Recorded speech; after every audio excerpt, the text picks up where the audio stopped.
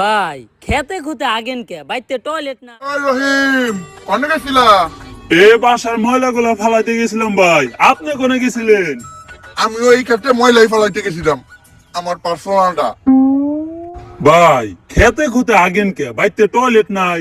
আরে টয়লেটে আঁকতে গেলে লাইট জ্বালাইতে হয়, লাইট জ্বালাইলে আবার বিদ্যুৎ নষ্ট হয়, বিদ্যুৎ তৈরি করতে আবার জ্বালানি ব্যবহার হয়। সরকার কইছে জ্বালানি রক্ষা করতে, এর লিগে জ্বালানির অপচয় যাতে না হয় তাই আমি খেতে খুতে আগি।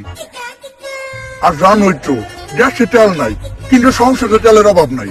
হ ভাই এটা ঠিক কইছেন।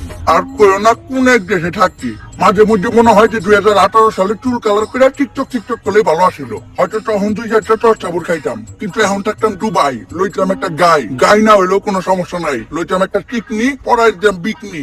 উফ ভাই কন্ট্রোল, আপনার বয়স হয়েছে। আগে কন্ট্রোল কেমনে করি, দেশে তেলের অভাবে আমরা সামান্য গাড়ি চালাইতে পারি না, আর দুবাই ওরা এই গাড়িও চালায় এই গাড়িও চালায়। কপালটা ভালো।